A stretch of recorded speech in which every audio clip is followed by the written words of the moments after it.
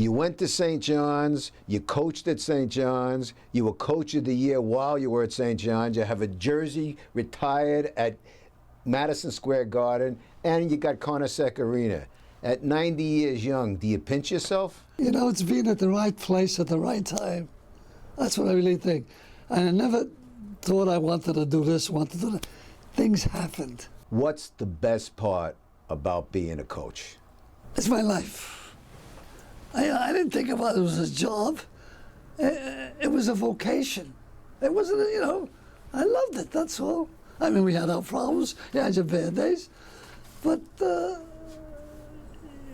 it's a feeling you get when you step on that court. It's the laboratory, and you love it. And you think about it, you're consumed by this crazy coaching, you know? And sometimes you can be good, and sometimes you can be bad. But it's a wonderful way, you're able to express yourself. But the person who really opened up the mind for coaching was my 8th grade teacher, Sister Mary Jewell. And you know, when you're at that age, 14, you think you're a smart guy, smart alecky, and we all were, you know, try to get away with things. And to try to get us on the right route, she used to talk about sports. Talked about Root Rockney, at that time was the great coach at Notre Dame. And she must have ignited something, because I always wanted to coach. My father, as I told you, wanted me to be a doctor. And that was probably the thing that I probably hurt him the most. When I walked in and says, Pop, I don't want to be a doctor, because I started pre-med. He says, what do you mean you don't want to be a doctor? You got to be a doctor. I said, not in me. What do you want to do? I want to coach. What's coach?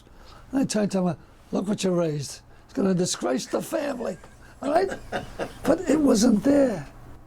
Louis, you've had so many high points, but is there one that stands out?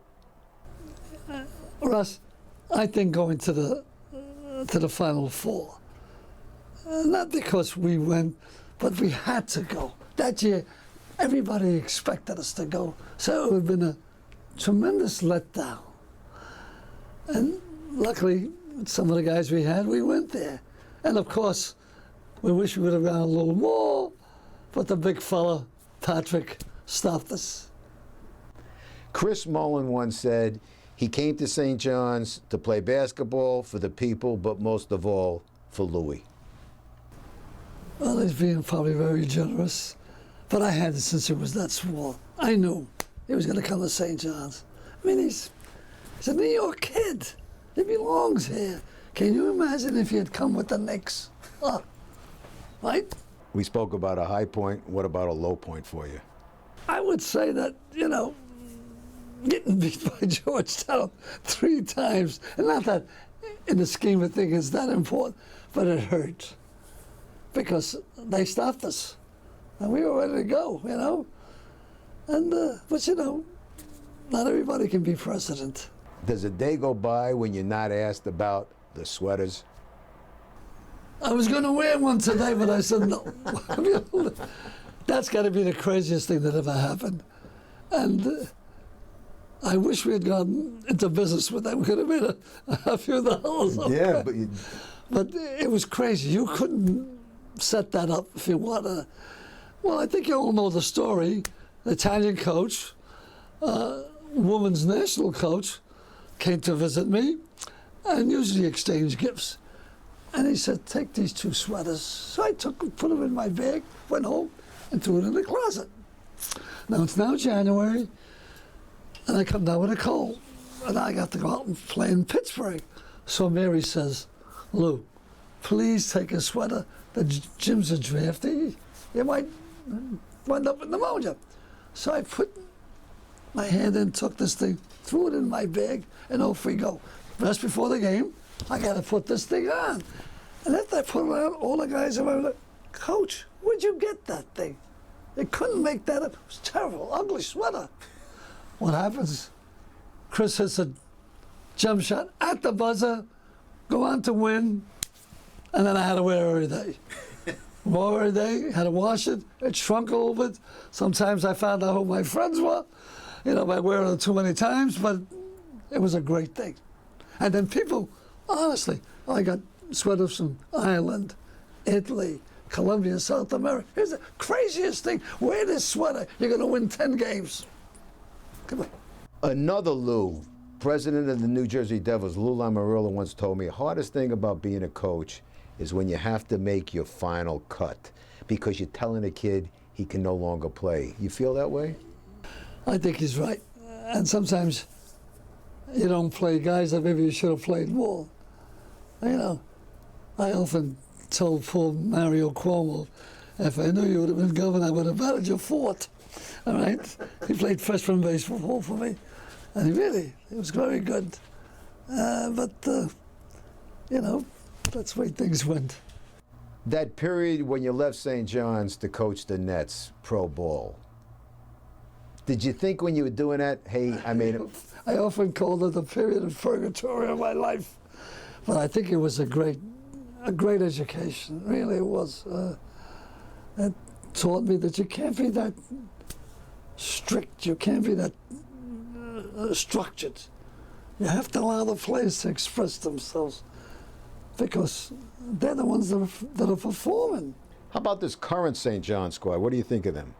I think they're explosive. And I said it at the beginning of the year. And a little period of time, they were like a Dr. Jekyll and Mr. Hyde. They were up and down. But now they're smooth, and they got 4 guys that can stick the ball in the basket. And they're all very athletic, handle the ball well. Now they're a little thin, short on, you know, but sometimes that works out well. Because you know what? When you got a lot of guys, you have to divide up time. Now you don't have to. They all play, and they're all happy. A kid can't score on the bench, can't rebound on the bench. They want to play. The good ones want to play. He never wanted to come out of the game. Mullen, no? Of course not. Now tell me something. When the Big East was formed in 1979, you were skeptical. You weren't so hot on becoming part of it. Russ, I'll tell you, I was selfish. We had a good thing going. We played these guys once, okay? Now you got to play them twice on Sunday, okay? And I was a little skeptical. You're right. I wasn't really one of the guys, you know, saying, let's go. But I think what a terrible mistake that would have been. Because what it did, it made it explode. And look what it developed into. Lou, how much a factor do you think the Big East Conference had in the growth of the NCAA tournament and how big it's become? It had all the ingredients, all the things that you need. First of all, many of the schools we had already played for years. Many of those schools had students with alumni in this area, okay? So there was a normal rivalry among themselves and amongst that we played them. And then, with all that, you had excellent players. Patrick Ewing, the kid from up in Syracuse, Pearl Washington, Chris, Walter Berry, Mark Jackson, all those guys. Great play. And you had some charismatic coaches. Guys that, you know, made people notice something. You put that all together and play it in Madison Square Garden. What do you want? Well, that was the next question I was going to ask you. What's it mean for Madison Square Garden to be the host of the Big East tournament every year? That's where it should be. If you play on Broadway, you don't have to worry. This is the place. You know, it's something that's. I still think of it. Now I got to tell you, the first time I saw St. John's play, 1942. I was a sophomore at St. Anne's. And in those days, you played an afternoon game because the court was up and they'd let you come out and play. Plus, they'd give you tickets. So that night, who's playing but St. John's, okay? I can still remember the guys. Boykoff, all right? Hygotkin, Fuzzy Levain, Baxter, and Al Machete. And they came out with those red uniforms with the big Indian chief on their back. I fell in love with them right away, okay? And plus, they beat Fordham that night. I mean it well. Who do you think loves who more? St. John's loves Louis, or Louis loves St. John's? Of course, I love St. John's. It's home.